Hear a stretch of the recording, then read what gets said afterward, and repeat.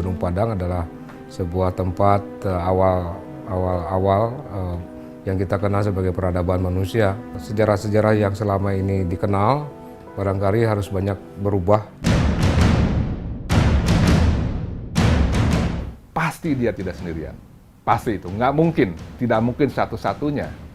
Artinya masih banyak yang seperti Gunung Padang di seluruh Indonesia.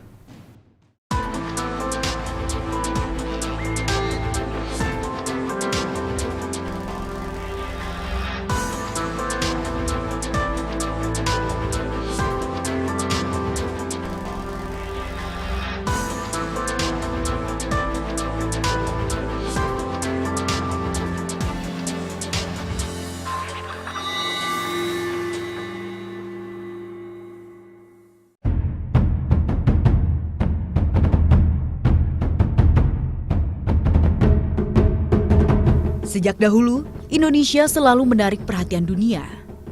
Terletak di kawasan Ring of Fire atau kawasan gunung api aktif, membuat Indonesia rawan bencana, sekaligus juga diberkahi tanah yang subur dan kaya sumber daya alam.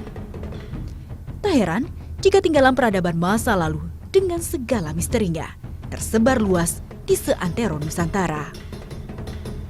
Salah satu yang begitu menarik perhatian sebagai bukti tingginya peradaban Nusantara adalah situs megalitikum Gunung Padang di Cianjur, Jawa Barat. Mungkinkah situs yang usianya jauh lebih tua jika dibandingkan dengan piramida Giza ini menyimpan misteri yang menarik untuk diungkap? Apakah yang tersimpan di dalamnya? Jangan-jangan ada timbunan harta di Gunung Padang. Kalau lapisan satunya memang tidak terlalu tua. Nah, yang lapisan kedua ini, itu yang sudah luar biasa tuanya kalau dibandingkan dengan situs-situs di dunia lainnya. Umurnya 7.000 tahun lalu, atau 5.000 sebelum Masehi. Artinya 2.000 tahun lebih tua dari yang piramid Giza. Nah, yang lapisan ketiga dan empatnya itu lebih tidak masuk akal lagi, karena umurnya lebih tua dari 10 ribuan. Hasil ekskavasi pembersihan lereng Gunung Padang dari semak dan pepohonan yang dilanjutkan dengan pemotretan dari udara menunjukkan sebagian terasering lapisan batu di badan bukit. Keberadaan bangunan mirip piramida pun nampak semakin jelas. Sejak tahun 1998, situs Gunung Padang sudah menjadi cagar budaya dan objek penelitian yang sangat menarik. Penelitian tim terpadu riset mandiri yang dilakukan sejak 2011 menghasilkan data-data baru yang mengejutkan dan penuh kontroversi. Survei lapangan dan pemindaian struktur bawah permukaan dengan metode geolistrik dan georadar menghasilkan indikasi adanya rongga di bagian dalam Gunung Padang. Ketika kita bor di kedalaman sekitar 11 meter, tiba-tiba sirkulasi airborne-nya itu hilang. Banyak sekali. Jadi begitu kena ke si ruangnya itu, si bornya, aliran airnya itu nggak lagi naik ke atas, hilang semua. Itu di satu bornya tuh kita hilang sampai 31.000 liter. Jadi itu mencerminkan ada satu ruang yang dimensinya minimal 3x3x4 apa ya, besar lah. Pemboran geologis menembus batuan lava andesit di kedalaman 15 meter, sesuai dengan hasil pemindaian georadar, geolistrik, dan seismik tomografi. Bukti keberadaan ruang dalam Gunung Padang semakin kuat. Mungkinkah ada sesuatu yang berharga tersimpan di sana?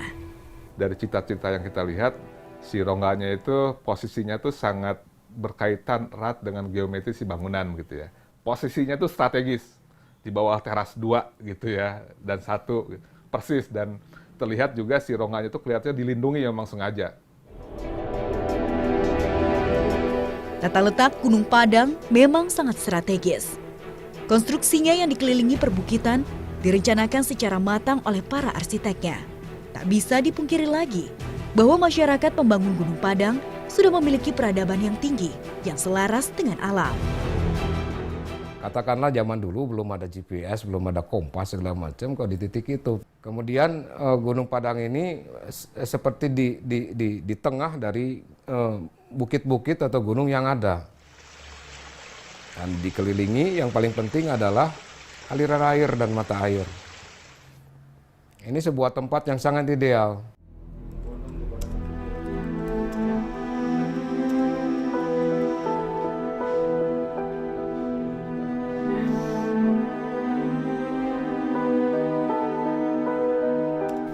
Misteri Gunung Padang dengan kemungkinan keberadaan harta yang terpendam di dalamnya semakin mengusik rasa keingintahuan saya.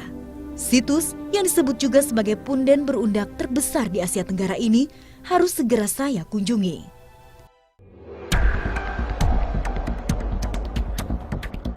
Dari kota Cianjur, situs yang terletak di Desa Karya Mukti, Kecamatan Cempaka ini berjarak 45 km. Akses jalannya sudah cukup baik, dengan pemandangan perkebunan teh yang menghijau memanjakan mata.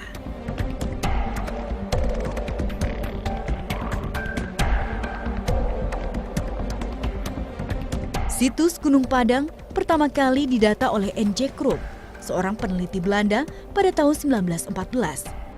Tim Arkeologi Nasional atau Arkenas lalu melakukan penelitian lebih lanjut di tahun 1980. Penemuan tingkatan atau undakan pada tahun 1985 menghasilkan kesimpulan bahwa situs Gunung Padang berbentuk punden berundak. Data-data yang didapat tim terpadu riset mandiri bentukan staf khusus Presiden SBY Andi Arief sungguh mencengangkan. Besar kemungkinan peradaban tertua dunia berasal dari Gunung Padang. Kita harus sadar bahwa tempat atau kita berada di Indonesia ini adalah terutama di Gunung Padang adalah sebuah tempat awal yang kita kenal sebagai peradaban manusia.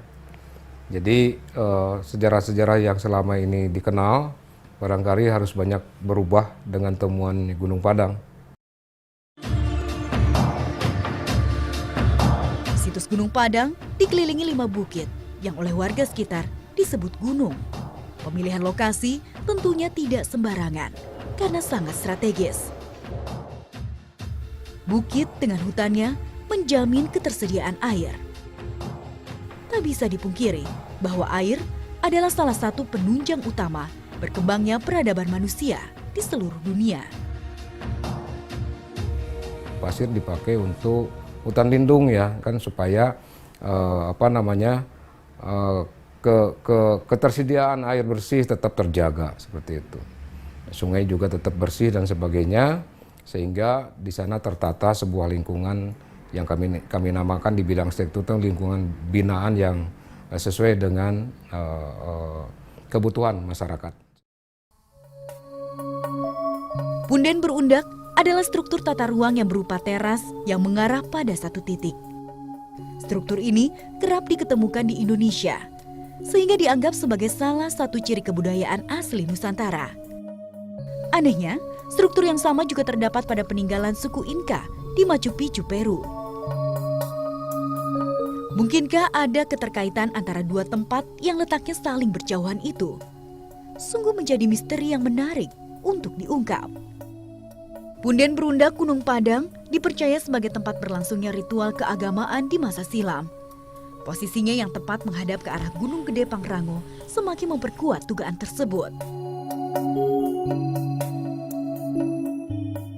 Sampai sekarang juga tempat-tempat ritual, masjid, gereja kayak gitu kan selalu mewujudkan daya monumentalnya, supaya nilai-nilai sakralnya bisa didapatkan dengan bentuk-bentuk itu.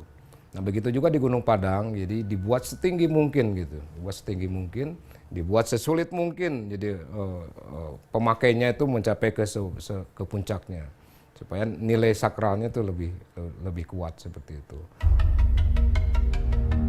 Bagian utama Gunung Padang terdiri 5 teras. Teras pertama memiliki dimensi yang paling besar dari seluruh teras yang ada. Dibentuk dengan sistem uruk yang diperkuat dengan balok-balok batu. Masih nampak jelas sisa-sisa bangunan beraneka bentuk. Bagian tengah disebut warga sebagai Bukit Masigit karena susunan batunya ditumpuk sedemikian rupa seperti membentuk kubah masjid. Ada juga yang disebut batu musik karena menghasilkan suara saat diketuk-ketuk.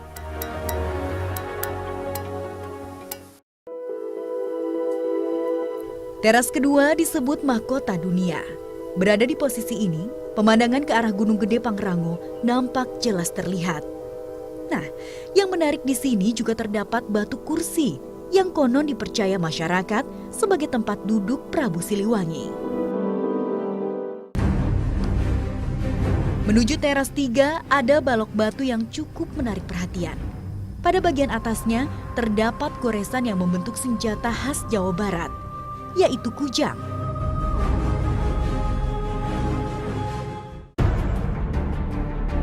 Batu kujang semakin membuat saya penasaran. Apakah memang terbentuk secara alami? Ataukah memang sengaja dibuat dengan maksud tertentu? Misteri Gunung Padang semakin menarik untuk dipecahkan. Pada teras keempat, tersisa 1 blok ruangan saja. Sedangkan pada teras kelima, ada susunan batu yang disebut warga sekitar sebagai singgasana raja. Tempat yang dipercaya untuk mencapai kesempurnaan hidup. Situs Gunung Padang luasnya sekitar 29 hektar dengan tinggi 220 meter. Jika dibandingkan dengan Candi Borobudur, luas Gunung Padang 20 kali lebih besar. Hal ini menunjukkan bahwa betapa luar biasanya peradaban dan ilmu pengetahuan yang berkembang pada masa itu. Batuan Gunung Padang itu padat dan keras. Itu BJ-nya tuh 3 sampai 3,4, keras sekali. Jadi susah sekali. Tapi yang menarik ada clue juga. Jadi di beberapa batu kolom yang kita dapatkan itu ada yang sudah dibentuk kan, sudah dibentuk sama orang, jelas itu memang dicowak begitu. Nah, terlihat jelas bahwa ada bekas benda tajam di situ, sehingga kelihatannya orang dulu sudah punya alat yang sangat tajam yang bisa membentuk batu.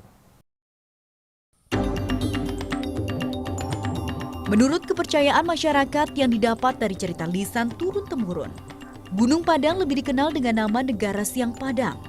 Tempat ini diyakini sebagai tempat suci yang disakralkan dan menjadi sumber ilmu pengetahuan. Bersama juru pelihara situs Gunung Padang yaitu Pak Nanang, saya lalu memasuki kawasan situs. Ada satu ritual khusus yang dilakukan sebelum naik ke Gunung Padang, yaitu membersihkan diri di Cikahuripan. Filosofinya bertujuan untuk bersuci sebelum memasuki kawasan yang disakralkan. Nah, ini yang namanya sumur Cikahuripan. Nah, fungsi ini sebelum ke atas, kita kalau yang untuk ritual atau spiritual, ritualnya di sini simbol bersuci seperti itu. Ada 2 jalur untuk menuju puncak Gunung Padang. Jalur pertama berupa tangga yang disusun dari balok-balok batu berbentuk prismatik. Kemiringannya mencapai 40 derajat. Membayangkan bagaimana leluhur kita membangun tangga batu yang kokoh di lahan yang miring seperti ini. Keyakinan saya semakin kuat bahwa mereka adalah orang-orang hebat yang menguasai ilmu dan teknologi.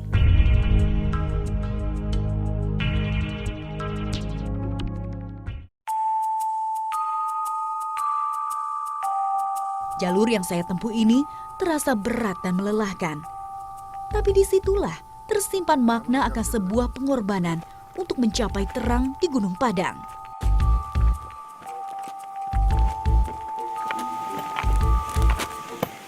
Nah, Pak Nanang terima kasih sudah antar saya ke atas. Sekarang saya mau coba data situs ini dulu ya Pak ya. Ya, sama-sama. Ya.